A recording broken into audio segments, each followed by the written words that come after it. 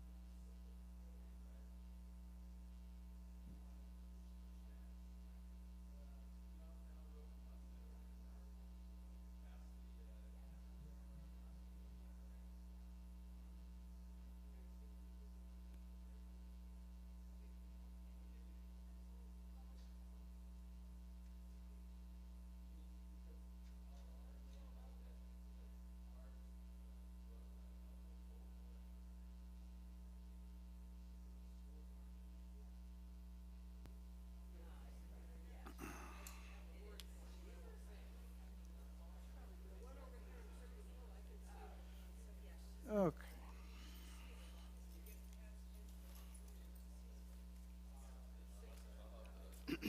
All set. We got microphones? There's a portable. You got yours on. Yeah. Okay, cool. Yeah, then we have. All right.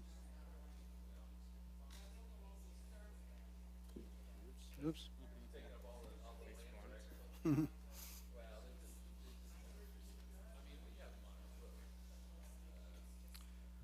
All right.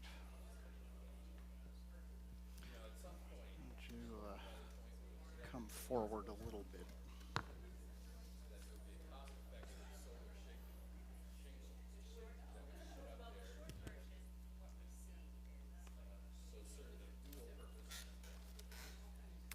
Okay, I think we're ready to go.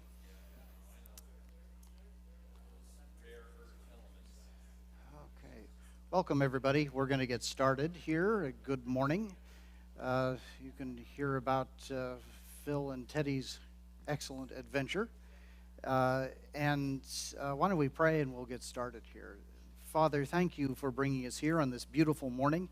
And we ask that you would, by your Holy Spirit, bind our hearts together and give us wisdom in this discussion. We pray that you would find points in what we discuss that we can carry forward as a church, that we can receive as direction from you, and we pray that you would, above all else, unite our hearts in the Lord Jesus Christ as we bring up all of these topics, and we pray it in Jesus' name. Amen. Well, in the middle of March, Phil and Teddy and I went down to Washington, D.C. to Capitol Hill Baptist Church. This is a church that is a historic church near the Capitol building, near the Supreme Court, just blocks away from there.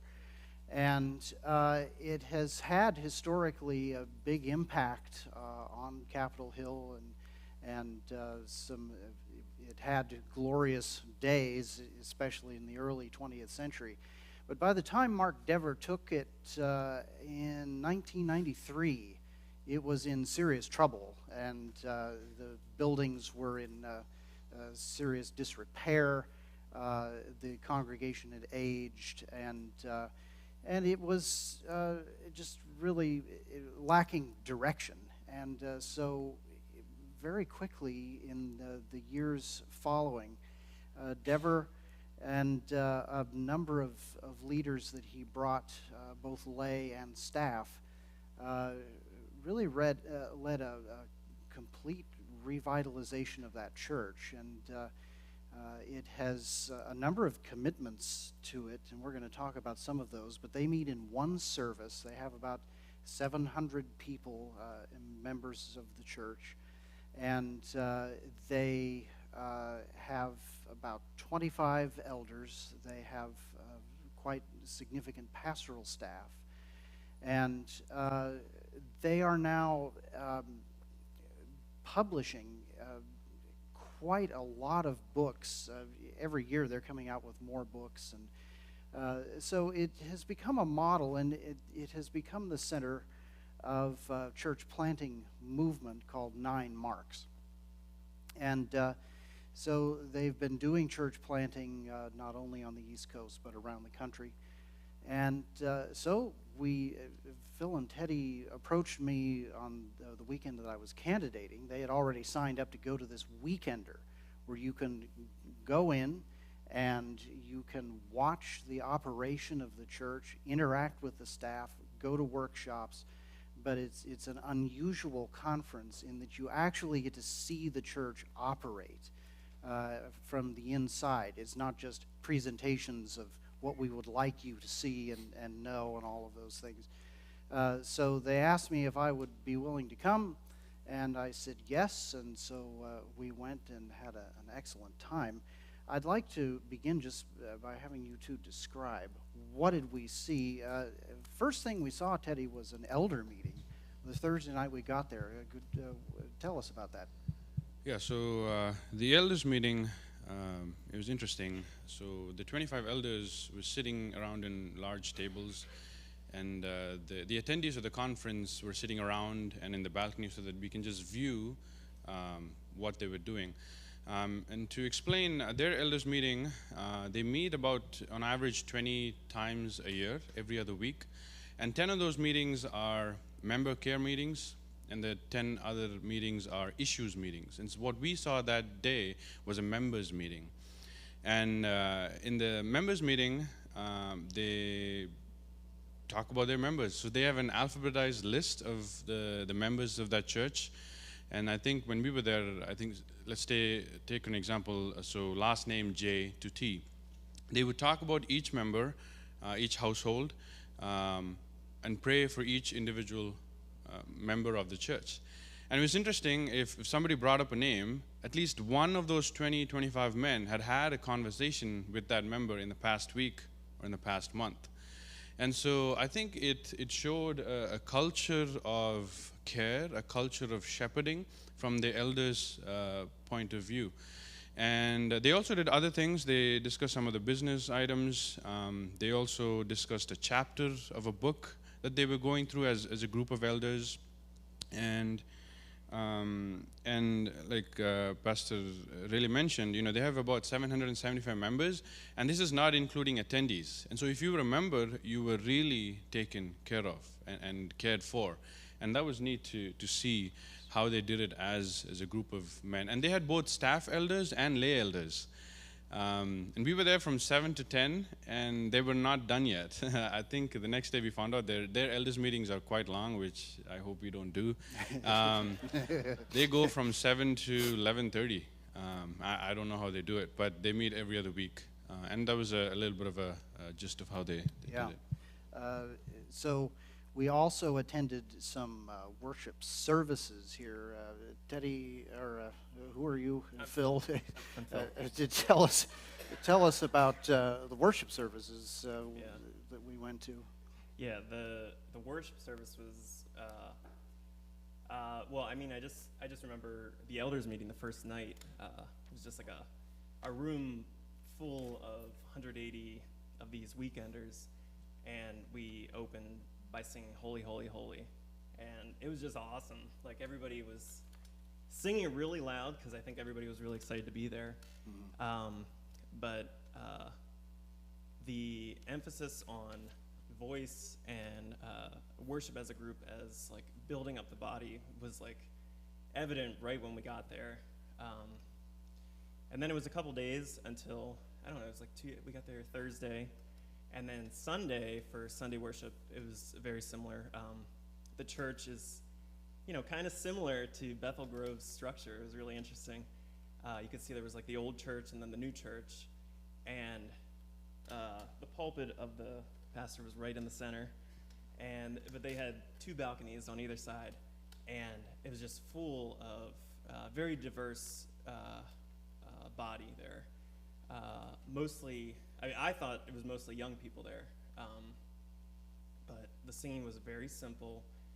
Guitar, piano. They had maybe 4 worship leaders up there, and we sang like African gospels. We sang a Sacred Harp version of I know that my Redeemer lives. And yeah, it was really good. Like, you could tell, like, there was, like, so much diversity in the singing, too. Like, you could hear four-part harmony, but it was just so, like, it was very moving to be in this body where people were just singing very loudly, and you could tell that it was just, like, echoing throughout the streets. So that was, like, the main service. And then they also have this evening service that they encourage their members to attend as well. And that was more, it had this very communion-like feel.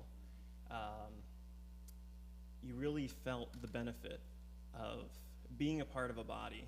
And it was very intimate. So we sang together, same as in the morning, but there was a lot of congregational input. So the pastor acted more as like an MC kind of.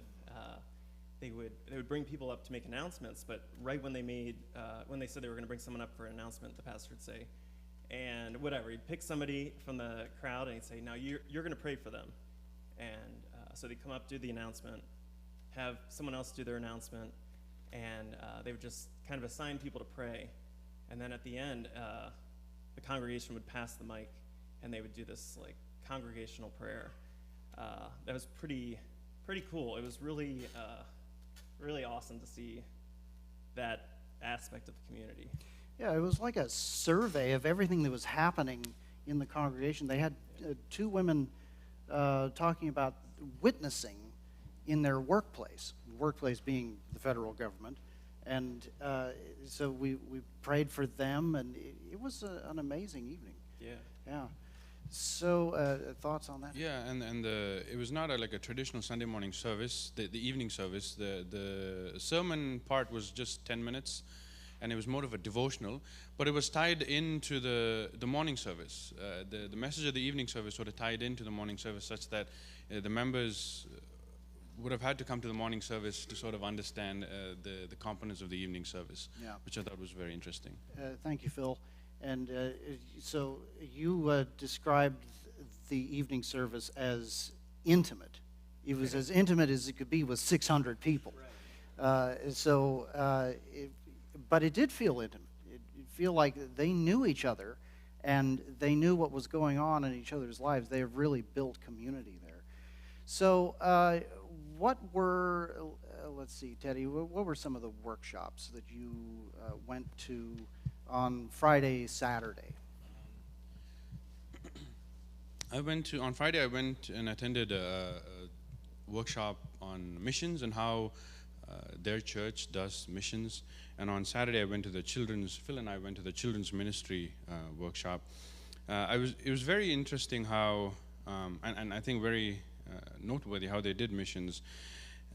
And I really liked it. So they approach missions from the perspective of having a baked-in culture of evangelism and missions within the congregation, so that missionaries are not seen as superheroes, where we have that temptation to do that. And then, and they see their church, the local church, Capitol Hill Baptist Church, as the primary sender of these missionaries. And what this does is it takes this, the onus on the individual. Like, oh, I have this calling to go to this country and you have to support it. It's not like that. It's the individual has to be part of this local church and sort of be developed through the church to be sort of sent out. And what that avoids is also farming out missions to sending organizations, like many missions organizations. So it avoids that. And I think that was a very healthy model that they have. And they also have, in an unofficial capacity, their own sending agency, which is not official because they don't want people in the countries to know. Another thing I also thought that was interesting was on average, they have 28 missionaries involved with them, all sent out, formed within the congregation, and they, on average, at least have an in-flesh interaction once a year. And this happens, and they can afford to do it because there are 700 members. And so how that happens is some of the members take a vacation to where the missionaries are. If in their marketplace when they get vacation, they go to the missionaries, spend some time doing their vacation, and spend a chunk of their time with the missionaries. And so it's not just pastoral staff visiting the missionaries. It's the congregation as a body. Again, going back to Phil's point of they're so intimate that they can do that. Part of that also is missionaries coming to them, and that was what we had talked about in the missions. Yeah. It was very impressive just to see how, and this is the philosophy of Capitol Hill. The local church is everything. We are the sending organization. We are the training organization. And the local church really owns the whole scope of ministry, and they are producers of ministry. They're not consumers of ministry, and so it is a whole different philosophy. Yeah. I just wanted to add about the children's ministry Yeah, workshop yeah, that I attended tell us to. about It was fantastic. It's so they have about 250 kids during in the service, and if Phil can correct me if I'm wrong, birth to third grade they have like a children's church, and fourth grade through up on they're in the service, and they make scheduling so easy because they have members of the congregation work in teams. So 4 to 6 people would be on a team, and they would serve a month, and they can discuss among them what week they're going to do. And they don't allow these teams to work consecutive months, because then they want these members to not miss being in the service. And so I think that made scheduling very easy. And they use, I think what we are using as well, the gospel project curriculum, and they have an in-house curriculum that they developed themselves, and they've put it on the website that's free for others to use. Yeah. Phil, what seminars, workshops did you attend? Yeah. What did I do? I did a workshop on small groups. That was like a big paradigm kind of shifting moment for me, because I was really focused on building up the small groups within this church, and I kind of got some different ideas after attending that, just how they use small groups kind of as an optional thing for members to build relationships in the body, but their main teaching and emphasis is on people in the church, and not necessarily like breaking the church into small groups that people lose touch of the body as a whole. So that was really interesting. It also wasn't a tool of evangelism necessarily in the church, although they had groups for seekers that were coming into the church. They could get to know some of the members more closely that way. But it was really for, it could be like newlyweds groups, or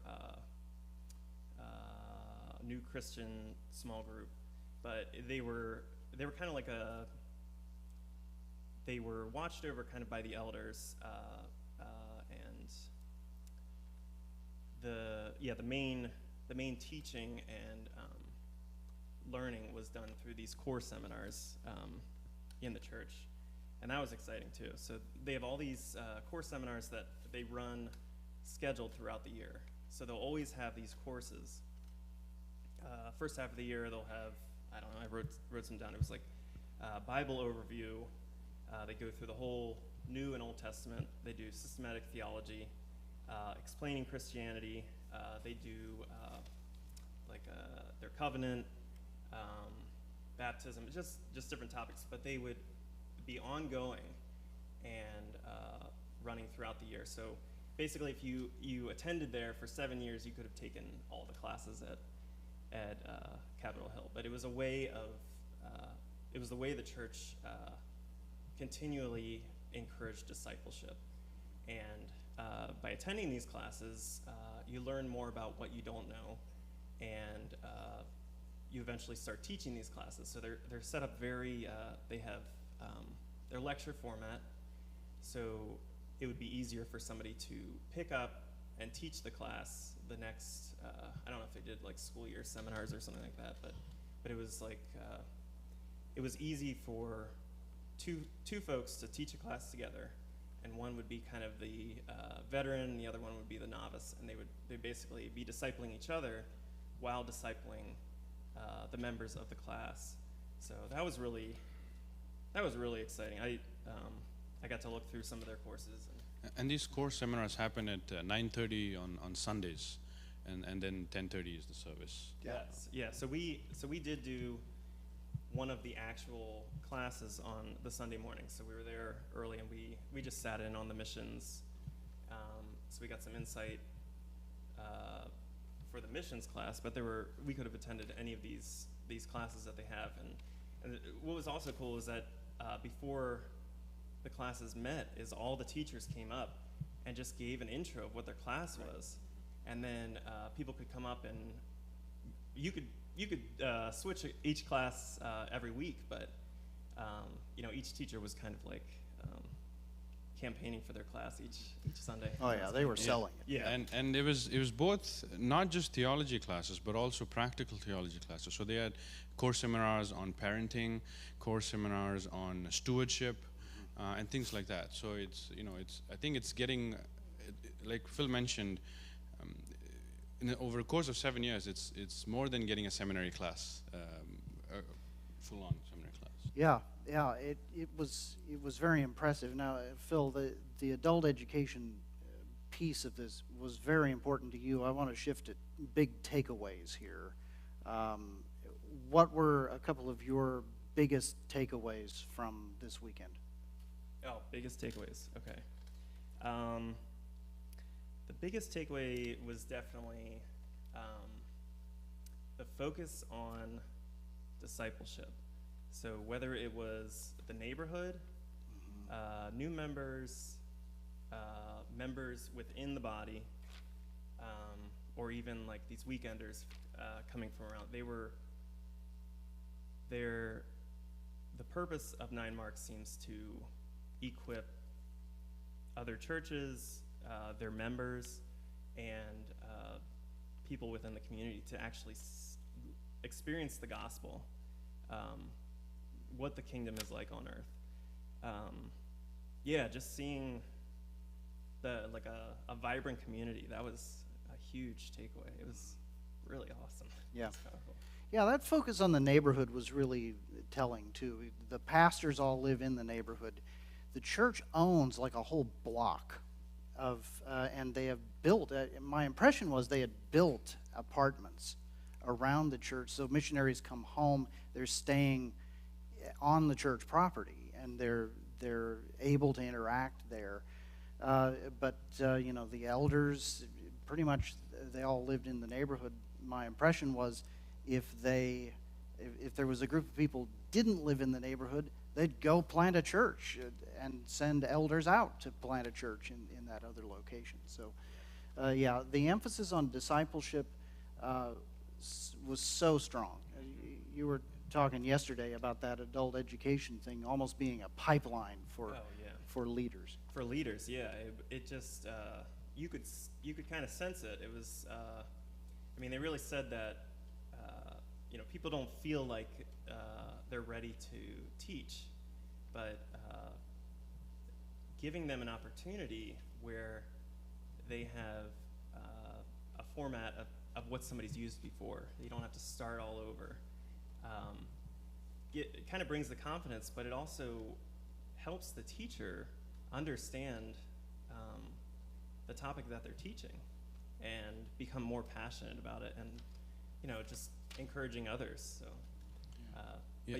And with these opportunities, so when they're looking for elders, people are already eldering before they become elders. That's right.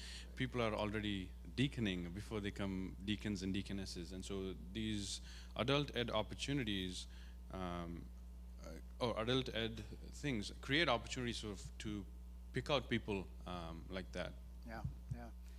I think I went into the weekender curious to skeptical. So Nine Marks, in my experience, watching the church planters in various parts of the country, it has had such an emphasis on authority and on eldership that it has created some pretty authoritarian operations where they get very legalistic, very invasive of people's family life, and just a little too stuck on reducing every spiritual problem in your life to submitting to authority. And so, having watched this kind of out in the hinterlands and in the church planting movement, I was very curious to see how do they teach this here and how does it actually operate at Capitol Hill. And I was really pleased to find that the way Capitol Hill operates is much more care than top-down authority. It's not the kind of invasive. Almost, I've seen some church planters almost operate like a minor cult leader, and it's very disturbing to me because a church must not be run that way. And so to see, like Teddy described in the elder meetings, to see elders discussing issues that were of deep concern to their members, and some members in spiritual trouble, but discussing them in a way that had an emphasis on confirming facts, not perceptions, in a way that was non-judgmental, in a way that was concerned with, have we done what we need to do to support this person in this challenge? That was great to see. It was very encouraging. And they also emphasized this in the seminars and workshops themselves. I'm not sure whether this is a change that they have made in response to some of the reputation that Nine Marks has developed out in the country, but the seminars that I heard, they were emphasizing, look, you can't just wave your elder badge around and expect people just to believe you and follow you. You have to really care for people and earn that kind of influence. It was very good to see. I hope it is reflected more deeply in the rest of their church plants. But it's just like anything else. Movements, there are some good things, and then they have their fanboys and they get a little crazy. So that was my big takeaway from it. That this is a healthy system, and it's a healthy congregational system. There's a lot of participation in it. Teddy, takeaways? Yeah, I think a quick example of what Matt was sharing about the caring. They hadn't seen a member for a really long time, and so they sent one of the pastoral assistants to go just check on them. And this person lived an hour and 15 minutes one way from the church, and so I thought it was like, whoa, so they really cared for this person, and so to make that trip. My takeaways, really, I think, as I mentioned, which has been the theme of what we've been talking about, just the care, the culture of care, and not just the one-way care, the mutual care. Like, we were in a members meeting, so when 775 members were there in the meeting, and they had pictures of people, they were sort of hadn't been coming to church, or sort of were wondering where they were, and they gave the contact information, and the members was like, okay. The expectation was that the members would contact some of these people, and so it's this mutual care that we witnessed was very endearing. One key takeaway, especially since we've talked about how movements like this can go awry, is they explicitly mentioned both at the beginning and at the end and throughout the meeting, take the principles that we've talked about and go to your own place. Do not become another Capitol Hill Baptist Church. Their joke was, don't be, how Matt mentioned the 9 marks of a church. And they said, don't go and be a 9 Marxist. your church is your church according to your own place, your own context. And for them, for such a big establishment to come and say this with humility, I thought it just showed their maturity in how they do ministry. And I think that was a big takeaway for me. Yeah. Other things? I completely forgot about this, but I really loved so they have this membership directory, and it's a living document, and they have membership meetings once a month, but they're a little different than membership meetings I've been to before. But in this document, it lists all the elders, all the staff, the deacons, and then every member of the church, current member, their pictures in here. And they encourage each month to pray through this directory because there's people in our church that we don't know. And just going through going through the directory, praying for each member, and knowing that you're being prayed for by your body was pretty awesome. It was just cool that it was always updated.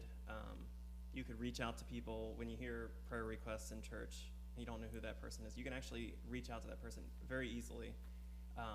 It was just for the members, so it was kind of a way of keeping things a little more secure within the members. But yeah, I thought that was just so exciting. And it was just such a simple tool that I had never even thought about. I mean, I know I use our 10-year-old BG church directory. I use that all the time.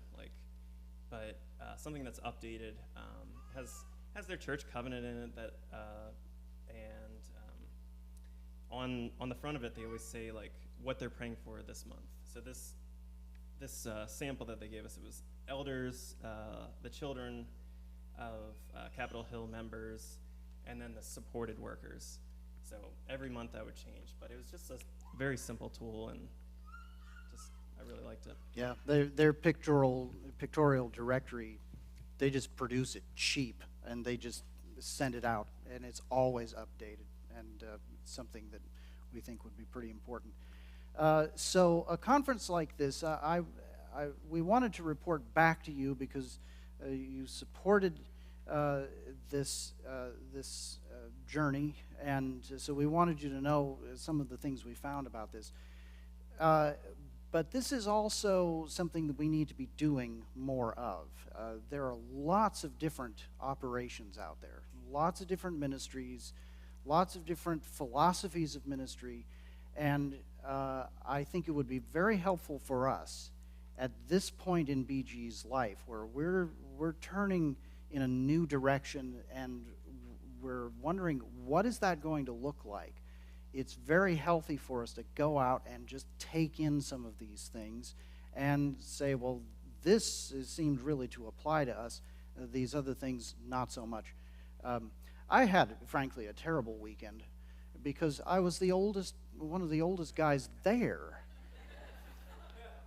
And I've never had this experience. I think it must not be true, actually.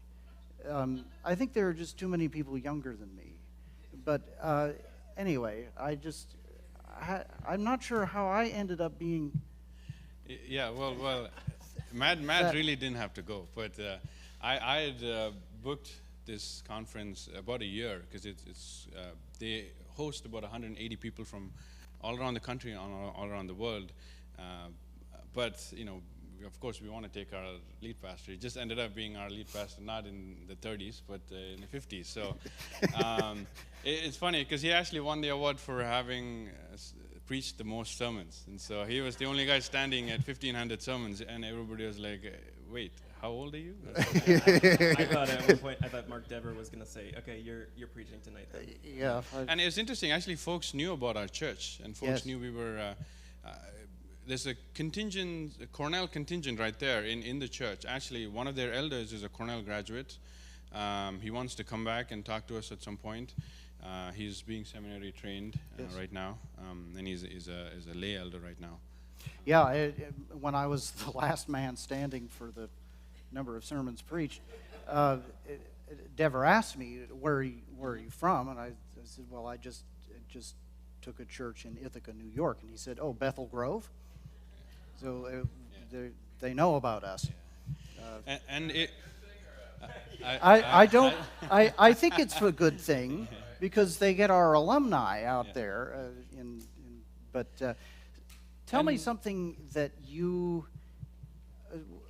experienced there and said, nah, I don't think we'll.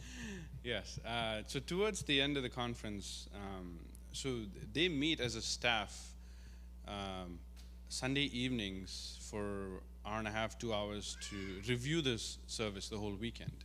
And they nitpick, like I'm talking about one of the guys, and I'm like, one of the guys telling to the other guy who led the worship, brother, that tempo today was a little too slow for me. And I'm like, that's a personal preference. Just that's too much. But there were also instances where they gave Mark Dever sermon feedback and said, Mark, you should have stopped at the 35-minute mark. And not at the 55-minute mark. And I was like, whoa, he's been preaching for 30 years, and that was nice to see. Mm-hmm. But a lot of those the meeting points were, I felt like it was more personal preference. So feedback was not as critical. Yeah. That was funny, and I was like, there's no way we're doing that. And so that's something I came away with. I was like, no, wouldn't be. Agreed. Phil. Yeah, I was, I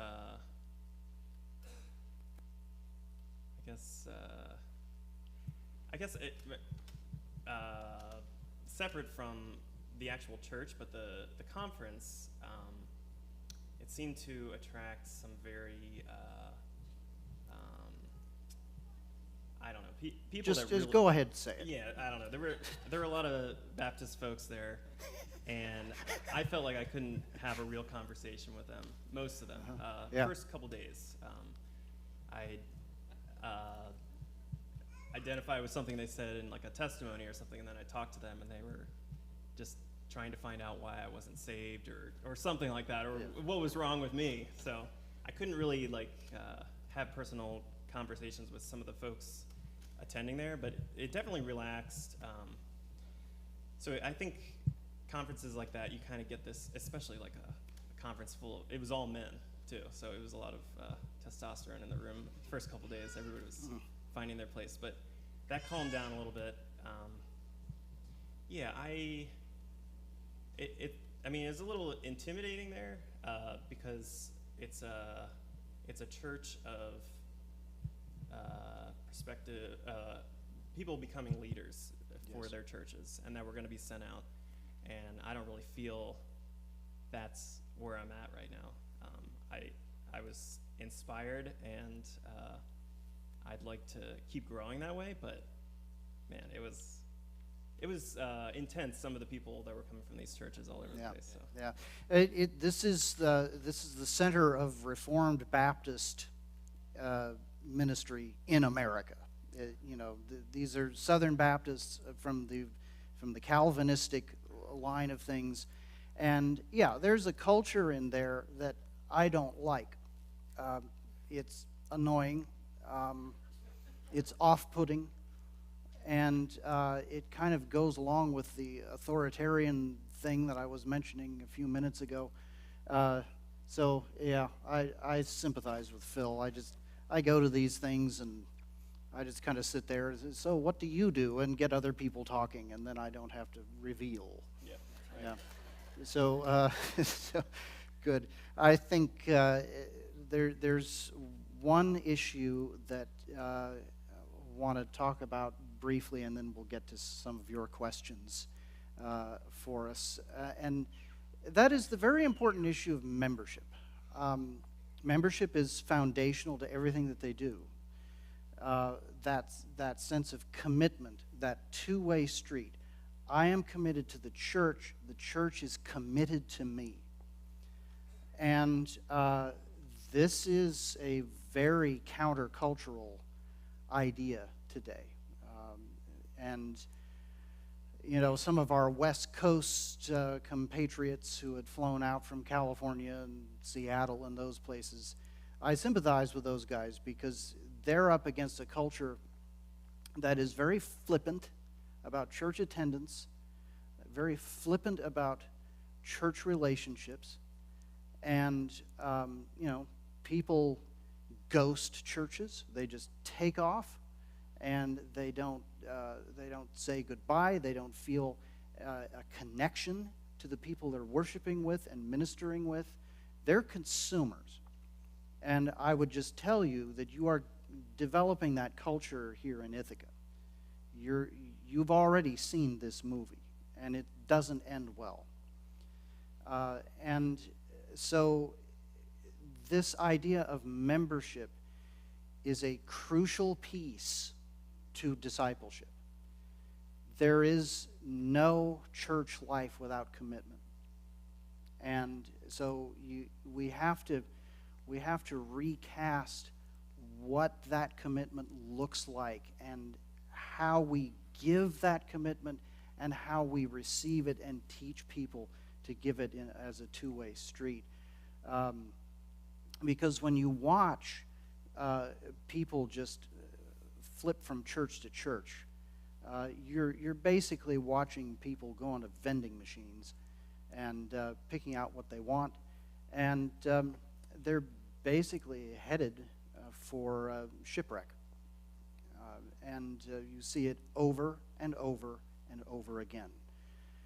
The trouble with membership is you're asking for a commitment, and there's accountability there, and people want that zone where what's mine is mine, and it's private, and I don't have to reveal anything to you, and we don't have to have these deeper conversations. Well, look, then let's just ditch everything we're saying about community and how much we want it. Because community is accountability, and it is commitment, and it is belonging. If it's not that, then it's just your friend group, and that's all it is. And so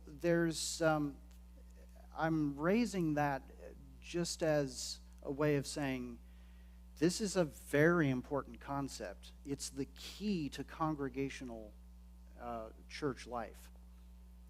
If you want to go to Calvary Chapel, then yeah, you don't have membership, fine, and they teach against this. But you have to understand that structure is a top-down structure.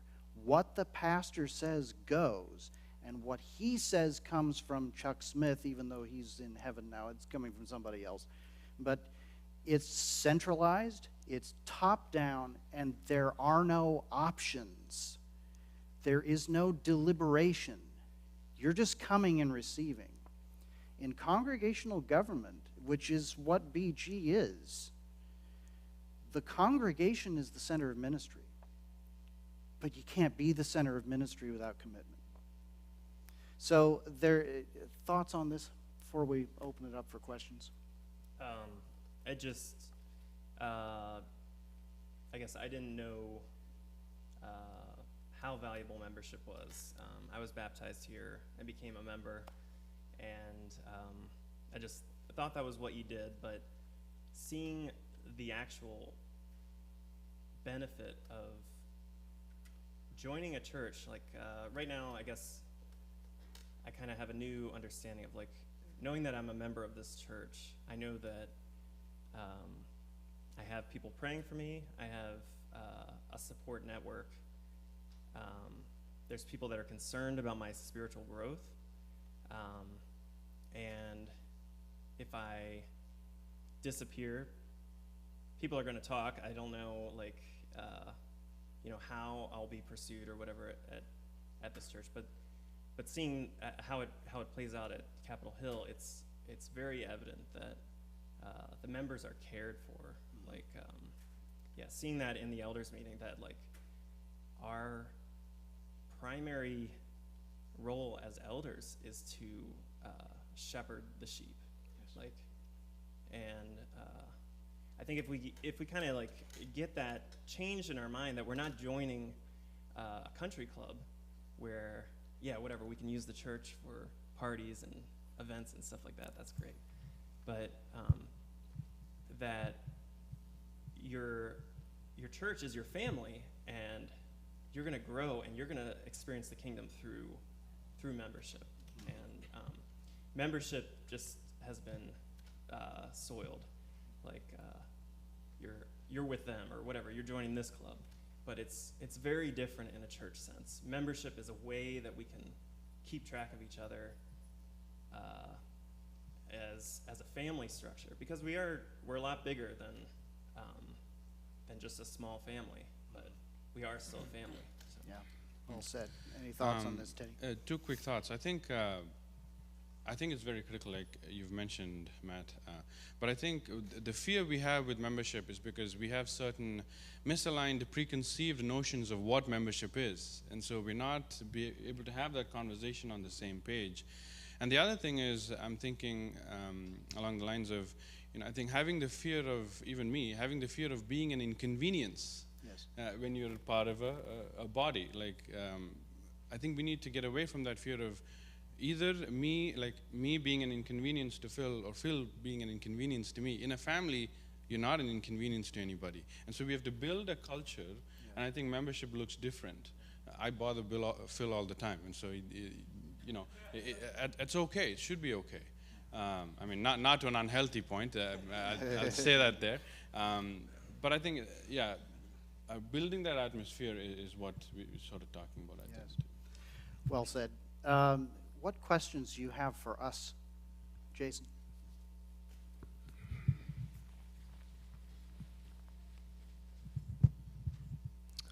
Jason Mulderig. I don't know if is this being recorded? It's being live streamed. Live streamed? As Okay. we speak. Yes. Okay, cool. You're famous. Good, so I want to say my name for that reason.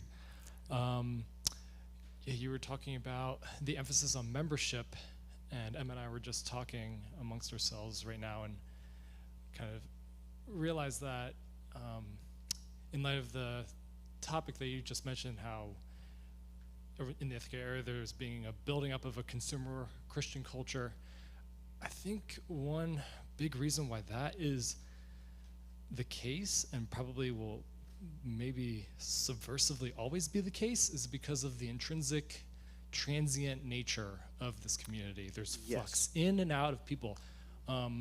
Frankly, I'm a part of it. Yes. And in spite of that and the pandemic, I'm still a member, but I'm one of the rare cases. So just, I guess, take that as you will. So how do you have any thoughts about this matter of fact? And also, does Calvary Baptist address this? Because DC is also very transient in nature as well. Thanks for bringing this up, because it's a point in common with Capitol Hill that they have a very transient population. They're people always coming and going. It's just like here. And so how they handle it is they send people to new churches. So we watch them receive new members, and we watch them send members to other churches.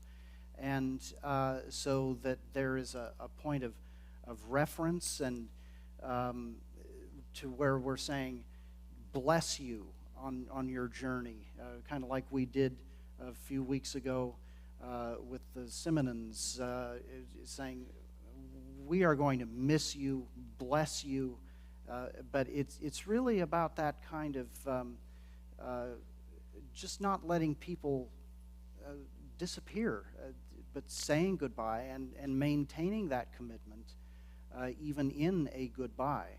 And this is something that we want to do better at. One of the projects that you can expect to hear more about is a project of tracking down our alumni and networking with them and understanding what the Lord has done through them. I don't think we know even 5% of what the Lord has done through BG in sending out our alumni.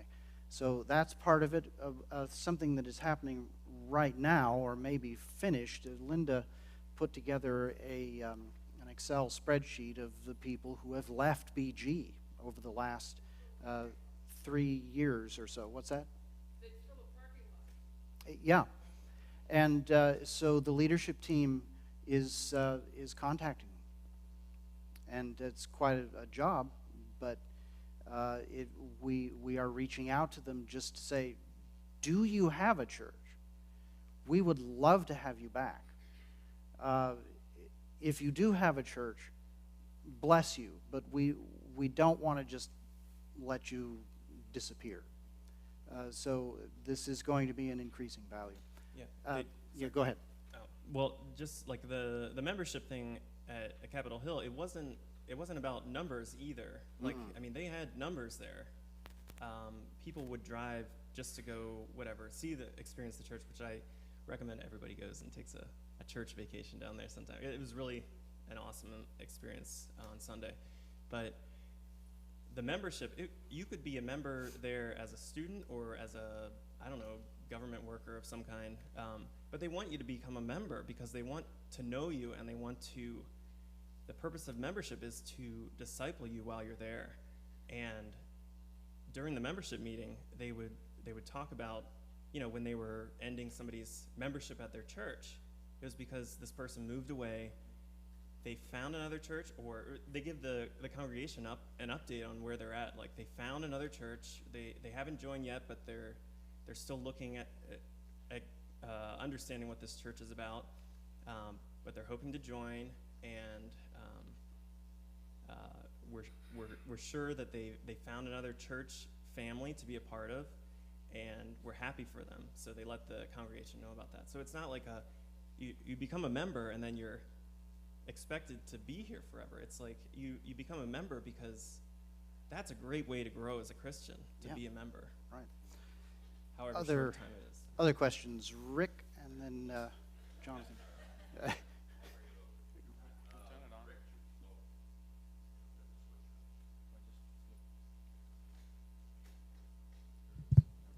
We got it now. Rick George here. I want to know, I know you talked about it a little bit, but how do the elders show care and caring to the congregation? I think that at Bethel Grove, I'm not sure that the elder organization or group had that sort of cultural thought or goal. I don't know. I'm not sure. I also think that maybe the deacons also have an opportunity to be that caring group. Some of the needs for the deacons, I think, is to help some of the people in the church, not just keeping the paint on the walls and the driveway cleaned and that sort of thing. Right. They're leaders as well. So I just wondered what your thoughts are on that, and how do you get that culture implemented? A couple of things. First of all, when a member's name would come up in the elders' meeting, they would ask the question, who has had any contact with this person? 2 or 3 of those elders, for most of the cases, would have had a recent significant conversation. There was a lot of, we had lunch, we had breakfast. These men don't eat alone. They're always out in the neighborhood having lunch with different people and catching up. They have significant conversations every Sunday.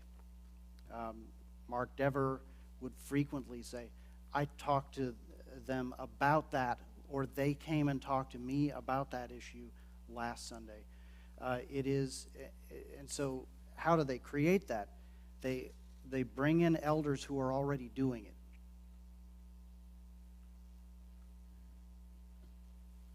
Yeah, thank you for that question, Rick. I think we definitely can learn from some of the things that we've witnessed this week, how they do things. And I think, just as Pastor Matt was mentioning, we need to look for folks in the congregation who are already doing the office of the job without the title. Because Yes. then it's one step closer to what the goal needs to be, so that we're not. And I also think personally, an idea that I have in mind is to look for candidates for an office 6 months before you even nominate, and sort of have a once a month sort of a lecture style or group discussion on this office, and then have a pool ready Yes. to have nominations from. And so we are preparing elders, we're preparing deacons, we're preparing deaconesses before even the nomination happens. And so we get away from this temptation of, oh, I know Teddy, I think he does something, maybe he can be an elder. Oh, I know Phil, I think he's good at it, let's nominate him for a deacon. So it takes that onus or just that passivity away, and having it more of an active role. I think that certainly could be one of the things that we can do. One more comment about this, Rick. My observation is that, and I've said this to the leadership team and to vision overseers in some of our meetings, my perception is that BG was pretty much a staff-run church for many years, and that the constitutional offices, elder, deacon, the various committees, in a staff-run church, those constitutional offices just tend to become passive. And what I've seen since coming here and in talking with the elders since last summer is when everything ended with the pastoral staff, and in a year you lost 3 pastors, the elders had to do a totally different job, and they are doing that job. And so communicating better, making decisions faster, reaching out, listening more, these are things that it's very easy just to let the staff do. And they're not doing that anymore. But it is a long change. It is a difficult thing. Let's get Jonathan in here, and then probably last question here. Okay. Thanks for this feedback. It's great to hear about this adventure. I guess a lot of the interesting programming and activities that you're mentioning is coming from a church that's at least 10 times the size of BG, and I would say the transient nature of DC is definitely a multi-age, multi-level thing with perhaps one thing in common, which is probably financial means and potentially political orthodoxy.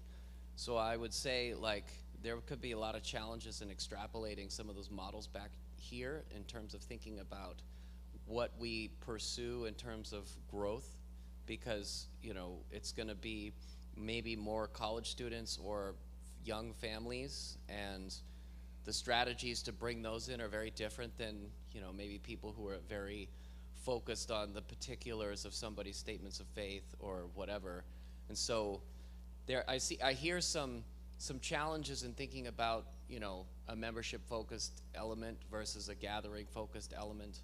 And I just wonder, in 1/10 the population, how are we going to prioritize developing these programs or finding these people or whatever in the context of our church, which may have a different age demographic than the one you were just at? So many very important points there. One, they did not start where they are. They started in a much more serious decline than BG has ever seen. They were about to close the doors. And if you had said in the 1990s that you can build a church back with young people and ethnic diversity by singing hymns, preaching long sermons, and emphasizing church membership, they would have laughed you out of the church growth conference. But that's what he did. So that's what we need to apply. We need to decide what is our discipleship game, for lack of a better word? What's our strategy? Work that strategy. Be willing to grow slow. In growing, don't put all your eggs in the student basket for a variety of reasons. There's a whole region around here of people who live here. We need to reach them. We need to prioritize people who do live here and who are going to be here over the long term. Prioritize them in the sense that you build a church with those people. You can't build a church with students because it's too transient. You can build a church for students, but there are different challenges here, and we have to be very realistic about these. And so we've got to think very carefully about what we're aiming at and why. So those are going to be some key questions. We need to get the musicians in here so that they can get sound levels and all of that stuff. Thank you for coming, and thank you for supporting these men on this trip. And it was a very great time. Let's go downstairs for bagels and continue the conversation there. Thank you.